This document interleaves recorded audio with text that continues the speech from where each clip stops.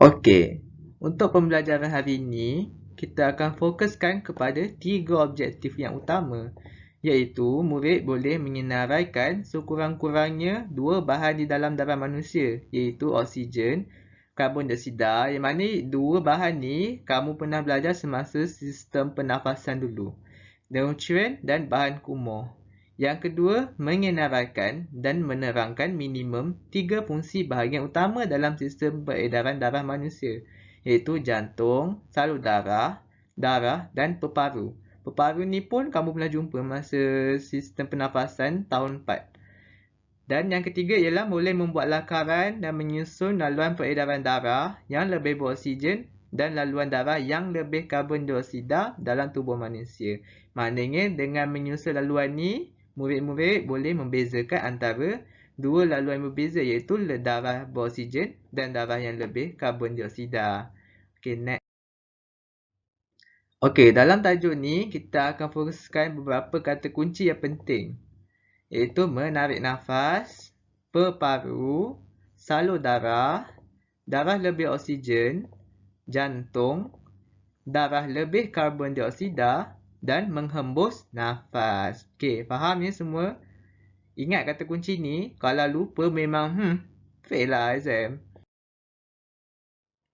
Okey, sebelum kita teruskan, apa kata kita dengar cerita dulu. Dengar dan fahami kisah Prof. Raf. Okey, pada suatu hari, Prof. Raf ditugaskan untuk menilai ujian sigap Naruto. Namun, ketika Naruto sedang membuat ujian larian, dia tiba-tiba melarikan diri keluar dari padang. Prof, jangan halang impian saya untuk menjadi Hokage. Naruto, kamu mau ponteng kelas ya? Jangan lari. Setelah penat berlari, Naruto terpaksa berhenti dan batalkan niatnya untuk ponteng kelas. Dia bernafas, tercungap-cungap dan merasa bunyi degupan dalam badannya. Naruto mula bertanya cikgunya, Prof. Raffi. Prof, kenapa dadaku terasa sakit? Berdegup kencang. Adakah ini dinamakan cinta? Cintaku pada Sasuke. Prof. Raffi meminta Naruto memeriksa nadinya di pergelangan tangan. Bunyi degupan di dada Naruto mempunyai rentak yang sama di bahagian nadinya. Lup-tup, lup-tup, lup-tup. Anehnya, rentaknya juga sama. Berdasarkan kisah Naruto yang nakal itu, mengapakah terdapat bunyi degupan di bahagian dada dan nadi Naruto? Dan yang kedua, pada pendapat anda, apakah hubungan antara kadar pernafasan Naruto dan kadar denyutan jantung Naruto? 2 soalan je, tak banyak pun. Murid-murid cuba keluarkan kertas dan cuba menjawab soalan ni dalam masa 1 minit. Jawapan yang seringkas sahaja pun boleh. Sebentar tu kita pasang lagu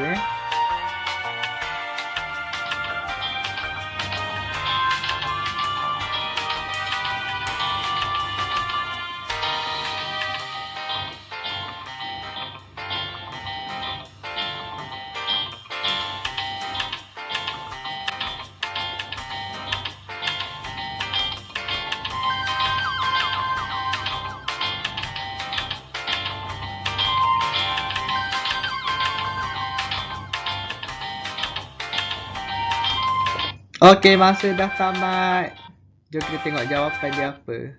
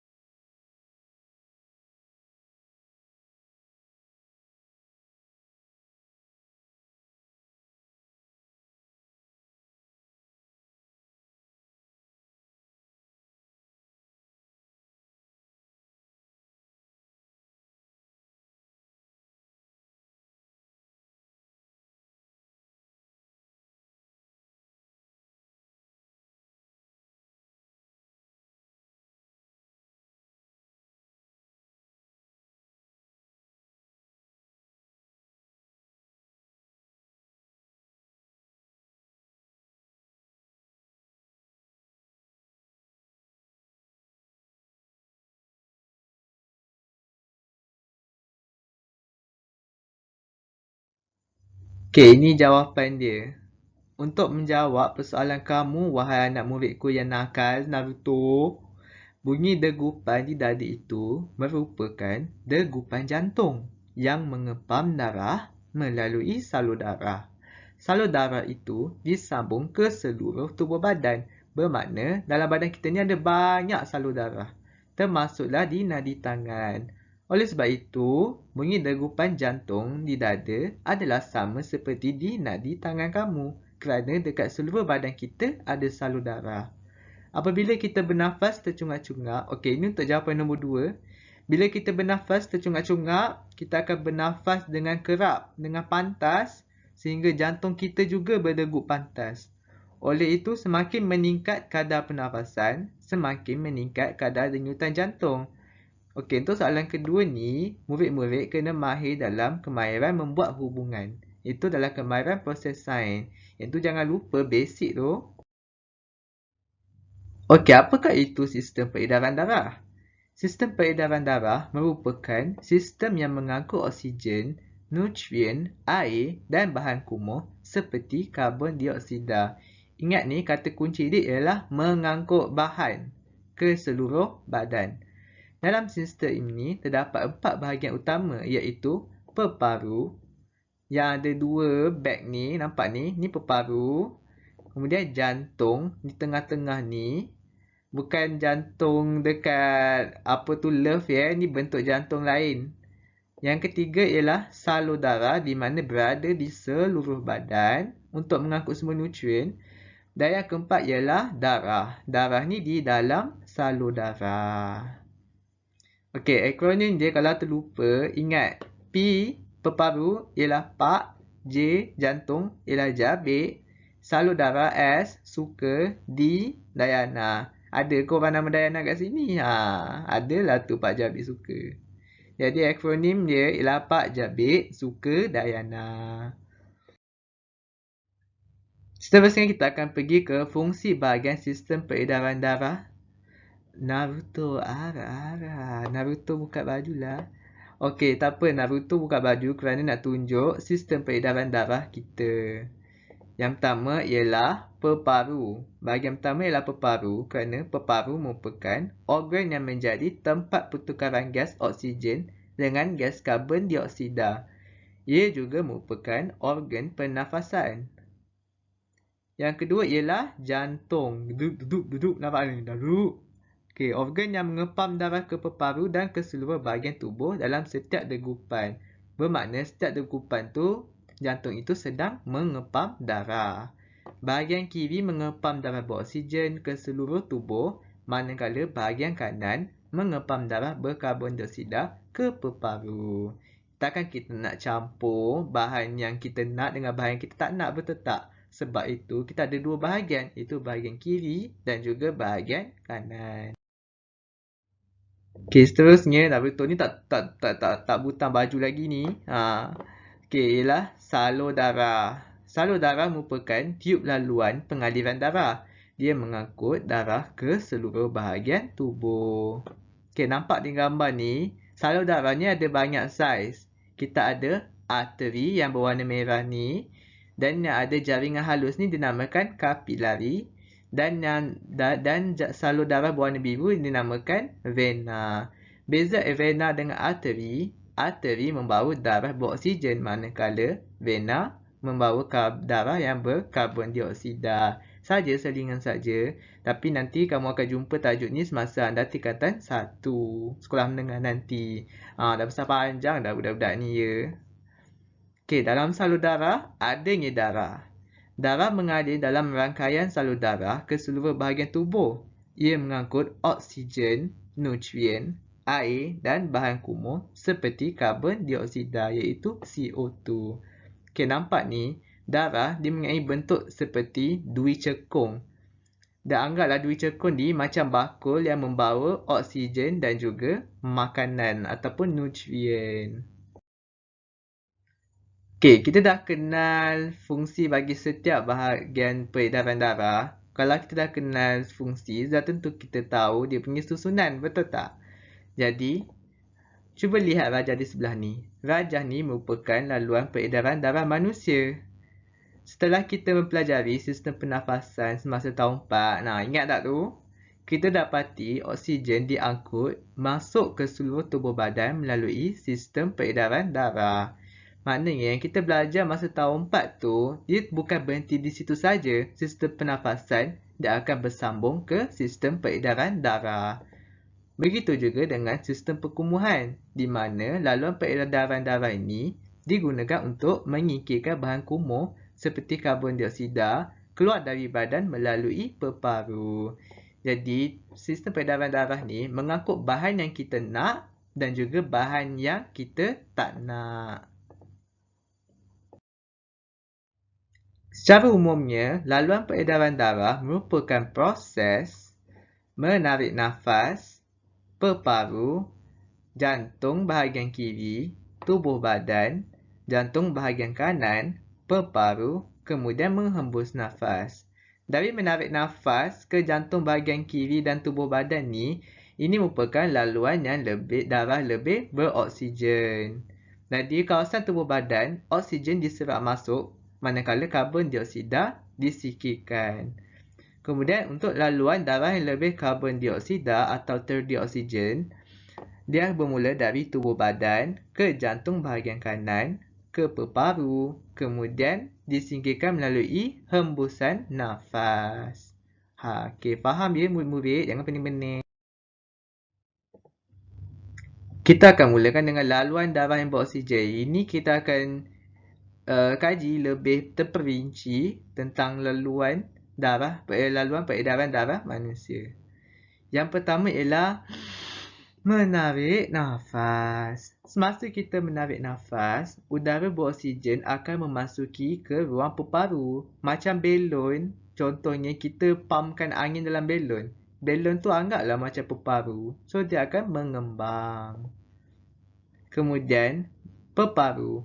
Oksigen di dalam peparu meresap ke dalam salur darah menjadi darah yang beroksigen. Maknanya peparu ni bukannya macam belon kosong je. Dalam peparu juga ada salur darah. Di mana salur darah ni dia akan menyambung dari peparu ke jantung. Okey, darah yang beroksigen ni dia akan diangkut ke jantung di bahagian kiri. Jantung ini dia akan mengepam darah beroksigen ke seluruh badan. Dari jantung kiri ini, darah yang beroksigen diangkut ke tubuh badan, itu tubuh manusia. Tubuh manusia menggunakan oksigen daripada darah itu sehingga karbon dioksida pun terhasil. Okey, setakat ni faham ya? Jadi, secara rumusannya, kita akan mendapat oksigen semasa kita menarik nafas, darah dan oksigen akan disimpan di dalam peparu. Semasa dalam peparu, salur darah akan menyerap oksigen dan menghasilkan darah yang beroksigen. Darah beroksigen diangkut dari peparu ke jantung kiri dan jantung kiri mengepam darah beroksigen ke seluruh tubuh badan. Seterusnya ialah laluan darah lebih karbon dioksida.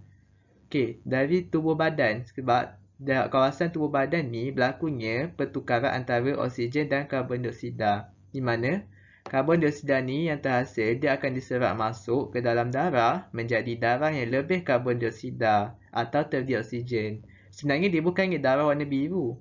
Dia darah warna purple. Nampak tak gambar ni yang bergerak ni? Ya, ni dalam gambar ni sebenarnya darah warna ungu ni gas dia tak ada oksigen. Tapi bila dia serap dengan oksigen, dia akan menjadi darah yang berwarna merah. Sel-sel darah ni. Selepas itu, darah yang terdioksigen diangkut ke jantung bahagian kanan. Macam kita cakap tadi, benda yang kita nak tak boleh campur dengan benda yang kita tak nak. Betul tak? Yang ketiga, jantung di bahagian kanan ni dia akan mengepam darah yang terdioksigen ke peparu. Sebab dari peparu ni kita akan menyingkirkan karbon dioksida ketika kita hembus nafas. Takkan kita nak simpan lama-lama benda yang kita tak nak. Sebab tu kita kena let it go. Okey. Jadi, kesimpulannya apa yang telah kita pelajari hari ini? Yang pertama ialah fungsi-fungsi peparu, jantung, salur darah dan darah. Yang kedua ialah perbezaan antara laluan darah beroksigen dan karbon dioksida. Dan yang ketiga ialah proses-proses laluan peredaran darah. Jadi, cikgu harap murid-murid dapat pelajari tajuk ini dan dapat faham akan setiap perkara yang kita ingin capai dalam pembelajaran hari ini. Okey, itu saja. Cikgu mengucapkan semoga berjaya murid-murid dan tingkatkan prestasi, elakkan kontroversi, berdiri atas kaki sendiri. Assalamualaikum. So, adik-adik, macam mana? Video tadi best kan? Kalau nak lagi best, apa kata adik-adik? Ingat komen, leave like dan share lah video ni dekat kawan-kawan.